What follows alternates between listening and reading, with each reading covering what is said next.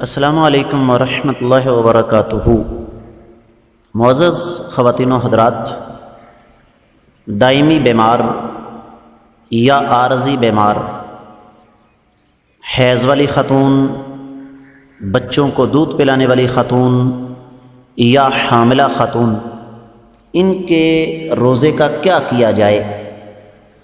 اہل علم نے اس پر بڑی لمبی چوڑی بحثیں کی ہیں، لیکن میں انتہائی اختصار کے ساتھ آپ کو بتا دوں کہ جہاں تک تو دائمی بیمار کا تعلق ہے، قرآن نے واضح طور پر یہ ہمیں تعلیم دے دی کہ وہ فدیہ دیں گے، اور فدیہ کیا ہے؟ ایک روزے کے بدلے میں ایک مسکین کو 2 وقت کا کھانا کھلانا۔ اور یاد رکھیے، یہ کھانا کھلانا ہے، یہ پیسے دینا نہیں۔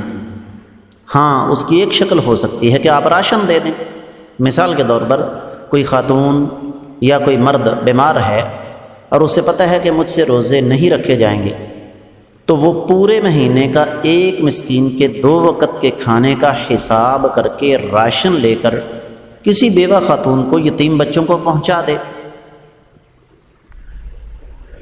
اگر کوئی عارضی بیمار ہے یا کوئی حائضہ خاتون ہے، بچے کو دودھ پلانے والی خاتون ہے، حاملہ خاتون ہے، اور امکان ہے کہ وہ بعد میں روزے رکھ لیں گے، تو وہ بعد میں روزے رکھیں اللہ کی توفیق سے، اس میں کسی قسم کا کوئی مسئلہ نہیں۔